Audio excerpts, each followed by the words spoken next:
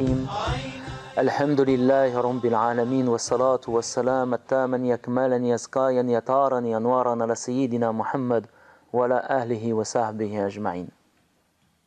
Assalamu alaikum wa rahmatullah wa barakatuh.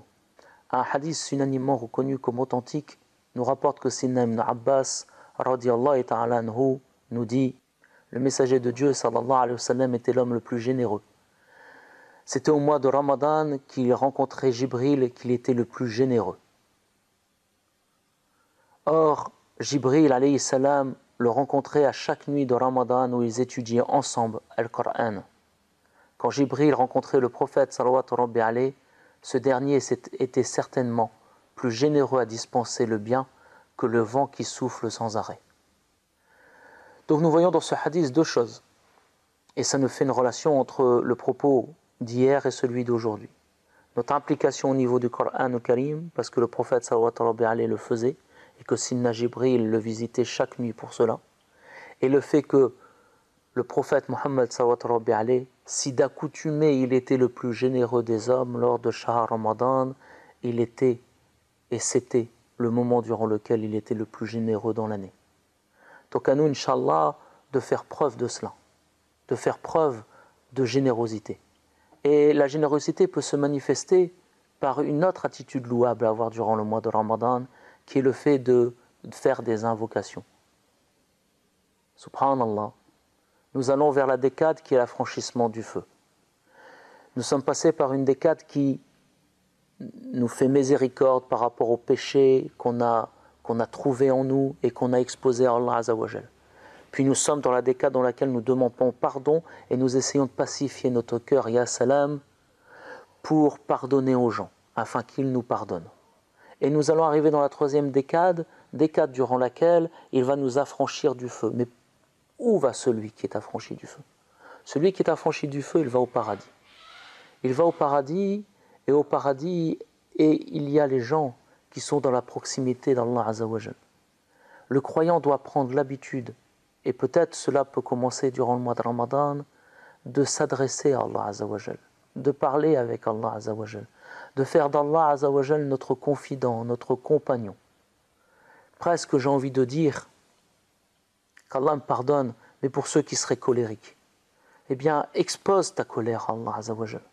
Et j'espère que ta foi ou même ta soumission te permettra de relativiser ta colère et rapidement rentrer dans une phase qui est plus élogieuse, qui est plus louable et noble pour toi, qui est de t'adresser à Allah Azza wa Jal et de te dire que tout compte fait. Tout compte fait. Quand je suis avec le Créateur, je relativise l'action des créatures sur moi. Mais quand je suis avec les créatures, je relativise les possibles d'Allah sur moi, ma relation avec Allah. Dans un hadith, le prophète Mohammed sallallahu rabbi alayhi nous dit: l'invocation du jeûneur au moment où il rompt son jeûne n'est pas rejetée. L'invocation du jeûneur au moment où il rompt son jeûne n'est pas rejetée. Ce hadith est entre autres rapporté par l'imam Ibn Majah. C'est une invitation à parler avec Allah Azza wa Jal. C'est une invitation à nous adresser à Allah Azza wa Jal. Au moment où tu vas manger et boire, au moment ultime de ta soif et de ta faim, au moment où tu es le plus vide dans ton estomac, mets par la dua un lien entre ton cœur et Allah Azza wa Jal. Adresse-toi à lui. Et plus tu vas être dans la décade de la miséricorde, fort, soucieux de ton travail sur ton cœur, de ton introspection et de tes péchés, et plus dans les invocations, tu auras des manquements exposés.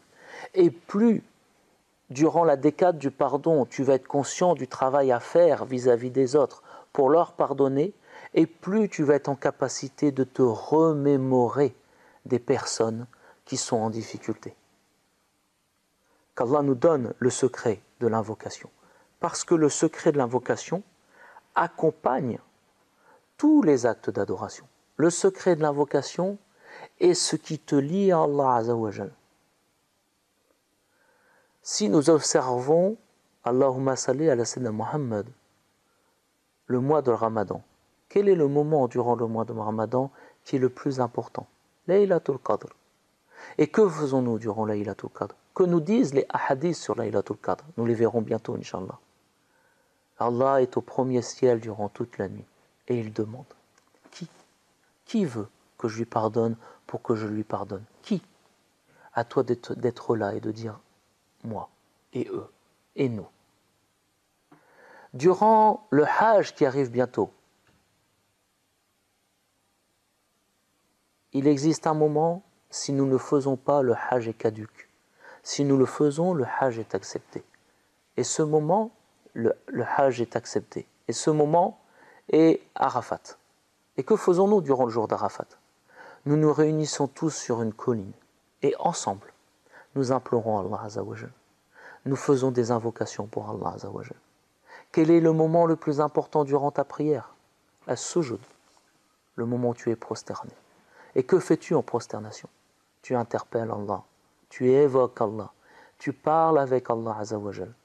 Par moments, je dis à certains de mes élèves, je vous invite à une schizophrénie spirituelle. Oui. Si pour d'autres il n'est pas là, si pour d'autres il n'existe pas, toi fais-en ton compagnon et prends l'habitude de lui parler. Il y en a qui parlent tout seuls, il y en a qui parlent dans le vide, il y en a qui s'écoutent parler. Eh bien toi, apprends à parler à Allah Azza wa Jal. Qu'Allah nous compte parmi ces gens-là. Qu'Allah nous compte parmi ces gens-là. Le Cheikh Rajab Qaddasallah Sirul Aziz nous enseigne, tu ne dois pas avoir une journée, un moment où tu ne t'adresses pas à Allah Azza wa Jal. Fais-lui part de tes soucis, fais-lui part de tes joies, fais-lui part de tes envies, mais parle-lui. Tu es dans ta voiture, parle avec Allah Azza wa Jal. Tu es sur le chemin de la route, parle avec Allah Azza wa Jal. Et plus tu feras cela, et plus tu développeras en toi une facilité à t'exprimer vis-à-vis de lui, à l'invoquer, à lui demander, à le supplier. Allah Azza wa Jal est prompt à écouter celui qui l'invoque. Donc Inch'Allah, qu'Allah nous compte parmi les gens qui l'invoquent et qui n'ont jamais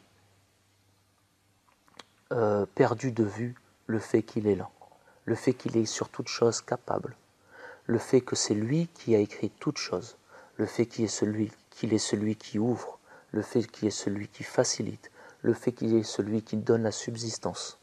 Ainsi le musulman prend peu à peu conscience que son meilleur des alliés c'est Allah Azza wa Jal, comme il nous le dit dans le Coran al-Karim, Nahnu awliyaukum fi azal dunya wa fil hayatil akhirah. Nous sommes votre allié dans ce monde et dans l'au-delà. Inch'Allah, qu'Allah nous compte parmi ceux-là, bi'iznillah.